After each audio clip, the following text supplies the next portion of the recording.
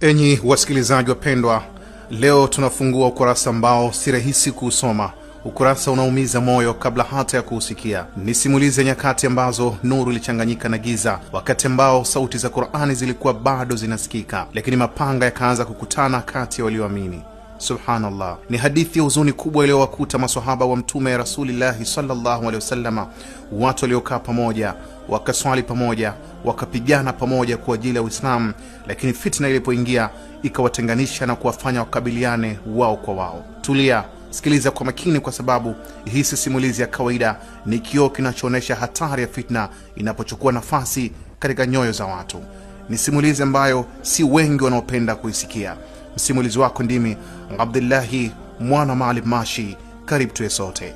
Ni ukurasa mzito katika historia ya Uislamu, ukurasa ulioloa machozi na damu. Ni simulizi ya fitna iliyowakutanisha ndugu dhidi ya ndugu, mpaka upanga ukamkabili yule aliyekuwa naye swafu moja ya swala. Hii ni hadithi ya yale yaliyotokea baada ya kuuawa kwa khalifa watatu katika Uislamu, Uthman bin Affan radhiallahu anhu, na kuanza kwa ukhalifa wa Ali ibn Abi Talib radhiallahu anhu. Mwanzo wa fitna hii ilikuwa ni kuuawa kwa Uthman bin Affan katika mji wa Madina, pahali palipokuwa na nuru ya Uislamu. Lakini siku zile hali ilikuwa imebadilika. Kundi la waasi lilizingira nyumba ya khalifa Uthman. Siku zilipita, maji yakazuiwa, hali ikawa ni mbaya, na kisha kitendo kisichotarajiwa kikatokea. Uthman akauawa ndani ya nyumba yake akiwa anasoma Qur'an. Subhanallah, damu ya khalifa ikamwagika. Hapo ndipo mlango wa fitna ulipofunguka.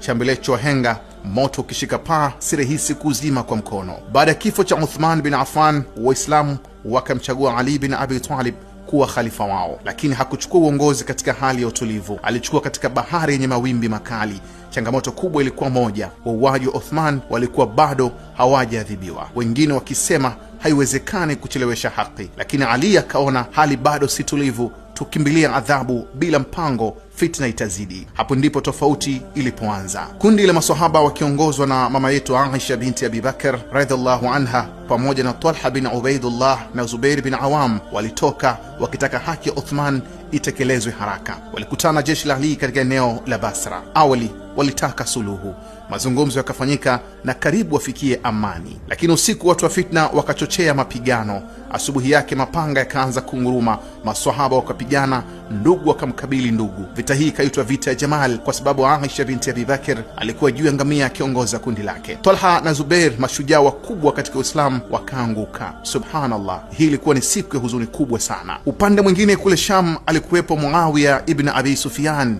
gavana wa Syria na ndugu wa Uthman. Yeye alikataa kumpa bai ya Ali mpaka wauaji wa Uthman waadhibiwe. Jeshi la Ali na la Muawiya likakutana katika eneo la Siffin. Kwa siku kadhaa mapigano makali yakapigwa, Waislamu dhidi ya Waislamu.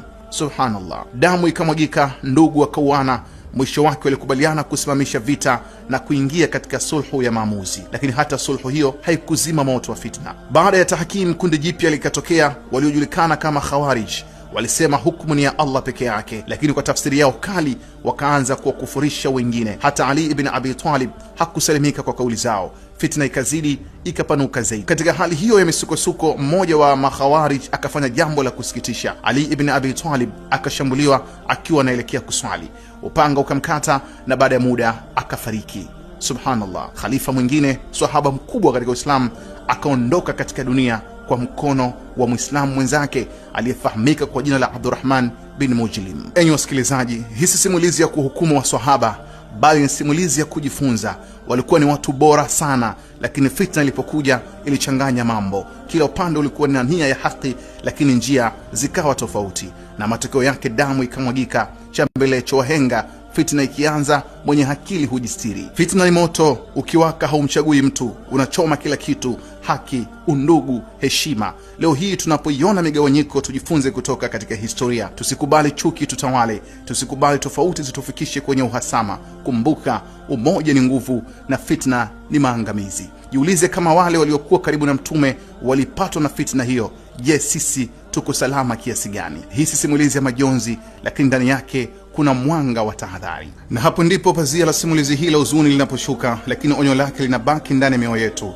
Fitna kama tulivyoiona, tukumbuke historia hii si kwa kufurahia migongano, bali kujifunza subira, adabu na mshikamano, na kuchukua tahadhari kubwa juu ya fitna. kwani ukweli wa Kiislamu ni nguvu ya amani na heshima. Asante kwa kubaki nasi katika safari hii ya kumbukumbu. Jina langu ni Abdullahi mwana Maalim Mash.